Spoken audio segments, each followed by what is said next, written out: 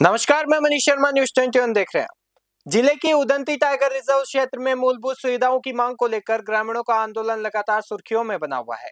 सड़क, पुल पुलिया, बिजली, मोबाइल नेटवर्क जैसी समस्याओं से परेशान ग्रामीणों ने हाल ही में बड़ा प्रदर्शन किया था। जिला प्रशासन के साथ हुई लंबी वार्ता भी किसी ठोस नतीजे पर नहीं पहुंच सकी। इसी बीच दूसरे दिन जिला पंचायत अध्यक्ष अरुण सारवा ग्रामीणों के बीच उनके गांव रीस गांव पहुंचे और ग्रामीणों की समस्याओं को गंभीरता से सुना। उदंती टाइगर रिजर्व क्षेत्र के ग्रामीण वर्षों से सड़क, बिजली, पुल पुलिया और संचार व्यवस्था जैसी बुनियादी सुविधाओं की मांग कर रहे हैं। मांगों को लेकर हुए प्रदर्शन के दौरान ग्रामीणों और जिला प्रशासन के बीच करीब 1 घंटे तक वार्ता चली, लेकिन प्रदर्शनकारी प्रशासन के आश्वासनों से संतुष्ट नहीं हुए। क्षेत्र की समस्याओं को देखते हुए जिला पंचायत अध्यक्ष अरुण सारवा गांव में पहुंचे, ग्रामीणों से मुलाकात कर उनकी समस्याएं सुनी और क्षेत्र के विकास तथा मूलभूत सुविधाओं के विस्तार के लिए हर संभव प्रयास का भरोसा दिलाया। ग्रामीणों ने अपनी समस्याओं और मांगों को विस्तार से सामने रखा। ग्रामीणों का कहना है कि सड़क, बिजली, पुल पुलिया और मोबाइल नेटवर्क जैसी सुविधाओं के अभाव में क्षेत्र का विकास प्रभावित हो रहा है। वहीं जिला पंचायत अध्यक्ष अरुण सारवा का कहना है कि इन समस्याओं को शासन स्तर तक पहुंचाकर जल्द समाधान करने का प्रयास किया जाएगा। धमतरी से तरुण निषाद की रिपोर्ट देख रहे हैं। उदंती सीतानदी टाइगर रिजर्व क्षेत्र के 4 ग्राम पंचायतों के ग्रामीण आज भी मूलभूत सुविधा सड़क, पुल पुलिया, बिजली जैसे परेशानियों को लेकर के आंदोलनरत है। बता दें, जहां शहरी क्षेत्रों में बड़े बड़े स्कूलों में जो है बच्चे विद्या लेने जाते हैं, वहीं इस जंगल क्षेत्र का हाल बता दें, आज भी बच्चे झोपड़ी नुमा स्कूल में टपकते पानी के बीच पढ़ने को मजबूर हैं। जी हाँ, कहीं ना कहीं इन तमाम परेशानियों को लेकर के ये जो ग्रामीण है कई बार आज़ादी के जो कई वर्ष बीत जाने के बाद भी अपनी मांगों को लेकर के जो है चक्का जाम, जहाँ तक कि प्रशासन को जो है ज्ञापन भी दे चुके हैं, इसके बाद भी इनकी मांगे पूरी नहीं हुई हैं। हाल ही में कल जो सीता नदी उदंती टाइगर रिजर्व क्षेत्र के जो ग्रामीण हैं हजारों की संख्या में जिला मुख्यालय पहुंच करके कलेक्ट्रेट का घेराव किए, जहां उन्हें सीधा जिला प्रशासन से वार्ता भी हुआ, लेकिन यह वार्ता जो है बेनतीजा निकला। जी हाँ, आज इन तमाम ग्रामीणों की जो है समस्याओं को सुनने के लिए इस ग्राम में जो है जिला पंचायत अध्यक्ष अरुण सारवा जी यहाँ मौजूद हैं। कहीं ना कहीं सारवा जी लगातार जो है आज़ादी के कई वर्ष बीत चुके हैं, इसके बाद भी आज जो ग्रामीण हैं मूलभूत सुविधाओं से वंचित हैं। कहीं ना कहीं जो बुनियादी सुविधाएं हैं इन ग्रामीणों को नहीं मिल पा रही है। कई बार चक्का जाम कर चुके हैं। कल शासन प्रशासन से जो है इनका वार्ता भी हुआ, वो बेनतीजा निकला। इस पर आप क्या कहेंगे? मैं अभी रिसगांव में उपस्थित हूँ। ये टाइगर रिजर्व के अंतर्गत आता है ये क्षेत्र, और लगभग धमतरी जिले का छोटा छोटा लगभग 30-35 गांव इस क्षेत्र में आते हैं। USTR बोलते हैं, उदंती सीता नदी टाइगर रिजर्व क्षेत्र। और जब कोई क्षेत्र टाइगर रिजर्व या फिर रिजर्व फॉरेस्ट का एरिया बनता है तो वहाँ एक कहीं ना कहीं फॉरेस्ट का नियम के अंतर्गत जो गैर वानिकी कार्य जो है प्रतिबंधित रहते हैं। गैर वानिकी कार्य उन क्षेत्रों में नहीं किया जा सकता। तो इन नियमों के चलते इन क्षेत्रों में सन 2009 से सड़क, पुल पुलिया, बिजली के जो काम है वो बाधित हैं। आपको बता देना चाहूँगा कि लगभग जो कोर एरिया के अंतर्गत आने वाले 20-25 गांव ऐसे हैं जहां अभी तक बिजली नहीं है। और इसके अंतर्गत जैसे आप देखोगे तो जो गांव है मुख्य मार्ग से कच्चे रास्ते के माध्यम से जाते हैं। पुल पुलिया इन गांवों के पहुंच तक नहीं है। और इन्हीं मांगों को लेकर के ये जो क्षेत्र के सारे लोग हैं हमेशा इस मांग को लेकर के जिला तक या फिर और अन्य प्रोटेस्ट के माध्यम से इन मांगों को लेकर के इन लोग चलते हैं। निश्चय ही ये इनका जुनून मांग है।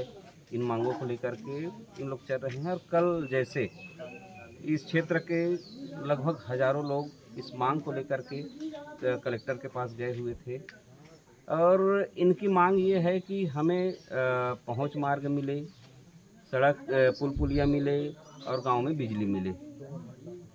और आज हम जो है इन्हीं बातों को करने के लिए इनके मध्य आए हुए हैं, और हम इनके साथ में वार्तालाप कर रहे हैं। जैसे रिजर्व फॉरेस्ट का जो नियम है उस नियम का भी पालन हो और इनकी मांगे भी पूरी हो। तो एक सामंजस्य के साथ में हम क्या कैसे काम कर सकते हैं, इन्हीं बातों को लेकर के ग्रामीण जनों के साथ में हमने मुलाकात किया, हमने इनके साथ में वार्तालाप किया। ये चाहते हैं कि भले ही पक्की रोड ना बने, लेकिन मिट्टी मुरूम का रोड ऐसा बने जिसमें निर्बाध तरीके से इनका आवागमन हो सके। पुल भले ही कंक्रीट का ना बने, लेकिन ऐसे विकल्प के साथ में पुलिया बने ताकि बारिश के दिनों में इनका आवागमन हो सके। साथ ही साथ जैसे बिजली की बात हो रही है, तो बिजली जैसे विभाग से हमने बात किया है, तो बिजली जो है खुले वायर में नहीं दिया जा सकता करके, तो खुले वायर में नहीं दे सकते, तो कम से कम अंडरग्राउंड केबल के माध्यम से दिया जाए। और यदि ये व्यवस्था भी नहीं बनती है, तो जैसे हमारे राज्य सरकार, केंद्र सरकार ने एक योजना निकाला है कि प्रत्येक व्यक्ति को इंडिविजुअल सोलर का वो सिस्टम दिया जा रहा है, जिसके अंतर्गत सब्सिडी भी है। तो हम किसी न किसी माध्यम से हम इनको बिजली दिलाएं, किसी न किसी माध्यम से निर्बाध इनको रास्ता दिलाएं, पुल पुलिया दिलाएं। इस विषय को लेकर के, इस बात को लेकर के हम इनके साथ में चर्चा करने आए हुए हैं। और साथ ही साथ इस क्षेत्र का विकास कैसे हो।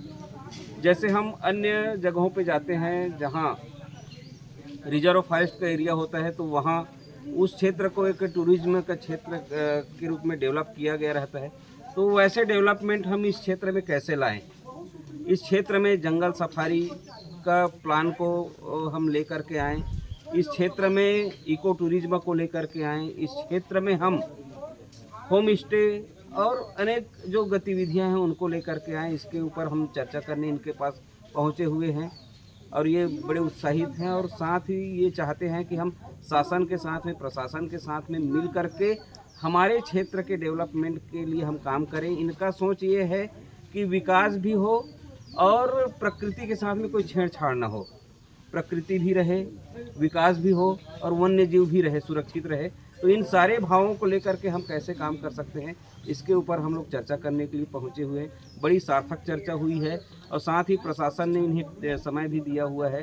प्रशासन से मैं ये चाहूँगा कि जब हम इनके साथ में वार्तालाप करें तो ये सारी जनता साथ में हो, इनके डेलीगेशन साथ में हो, साथ ही इस क्षेत्र के सारे जनप्रतिनिधि हो, विधायक है, सांसद हैं, जिला पंचायत है और फिर ग्राम पंचायत है, जनपद पंचायत है, सारे जनप्रतिनिधि साथ में हों और हम इन बातों को राज्य तक लेकर के चलें और इन बातों को हम जो है केंद्र सरकार तक लेके चलें। क्योंकि ये जो सरकार है, अगर हम केंद्र की बात करें तो केंद्र में मोदी जी की सरकार है, जो कहीं न कहीं विकास के नाम से जाना जाता है और इनका विकास एक ऐतिहासिक विकास रहा है। 12 वर्ष इनका कार्यकाल पूर्ण हो गया है।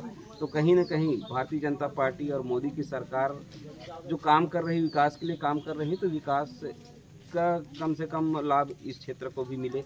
अगर हम छत्तीसगढ़ की बात करें तो विष्णुदेव साय सरकार एक संवेदनशील सरकार है, सबके हित में काम करती है, अंतिम स्तर तक के व्यक्ति के हित में काम करती है। तो ये अंतिम स्तर के लोग हैं, यहाँ भुंजिया जनजाति के लोग हैं, यहाँ कमार जनजाति के लोग हैं, इस क्षेत्र में आप देखोगे तो गोंड जनजाति के लोग हैं। तो कहीं ना कहीं इस क्षेत्र में विकास आना आवश्यक है और ये भी विकास की ओर अग्रसित हो, इनका भी जीवन सुगम हो, सरल हो।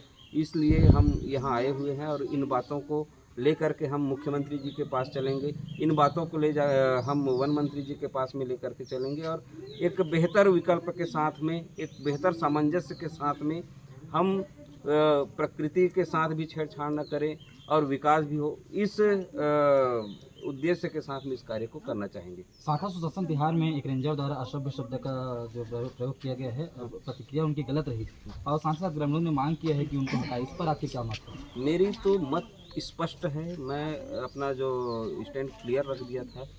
इस प्रकार की टिप्पणी करने वाले या फिर ऐसे व्यक्ति जिनके अंदर में संवेदना न हो, ऐसे व्यक्ति को नौकरी करने का अधिकार नहीं है। और ऐसे संवेदनशील एरिया में जहां लोग जो है कहीं ना कहीं विकास से पीछे हैं या फिर इन तक मूलभूत सुविधा नहीं पहुंची है, वैसे जगह में ऐसे अधिकारी या ऐसे कर्मचारी को तो बिल्कुल नहीं रखना चाहिए। और वो जो रेंजर की जो बात कर रहे हैं, मैं खुद उनसे रूबरू हुआ हूँ, वो यहाँ का कहीं भी कार्य करने के लायक नहीं है, उनको तो सस्पेंड करना चाहिए। कि कहीं ना कहीं बड़ी गर्मी में के बीच जो ग्रामीण हज़ारों की संख्या में कलेक्टर पहुंचे थे, वहाँ इनके जो प्रशासन से वार्ता हुआ उसके बाद जो है जवाब बेनतीजा निकला। इस पर क्या किस तरह दिखते हैं इस पर?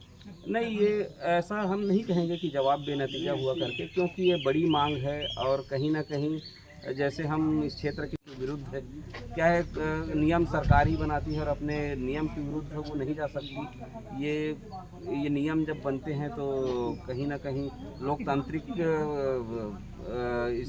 उसके चलते ये बनता है, तो नियमों को अनदेखा करके काम को नहीं किया जा सकता। तो नियम में रह करके हम क्या काम कैसे कर सकते हैं उसके ऊपर हमको फोकस करना पड़ेगा और उसके चलते यहाँ विकास के काम को करने पड़ेंगे। विकास के लिए आप क्या पहल करेंगे, या फिर ये सिर्फ वन विभाग द्वारा हर जो कार्य उस पर हमेशा की तरह रोक लगा देगा? आप क्या देखिए, वही हमारा प्रयास ये है कि इस क्षेत्र की जनता, इस क्षेत्र के जनप्रतिनिधि और ये जो जिला के जितने भी अधिकारी हैं, चाहे वन के हो या फिर अन्य विभाग के, सबके साथ में सामंजस्य स्थापित करके किस काम को कैसे किया जा सकता है और किस काम को कैसे नहीं करना चाहिए, ये नॉर्म्स के अकॉर्डिंग हम इस काम को करना चाहेंगे ताकि विरोधाभास की स्थिति न बने।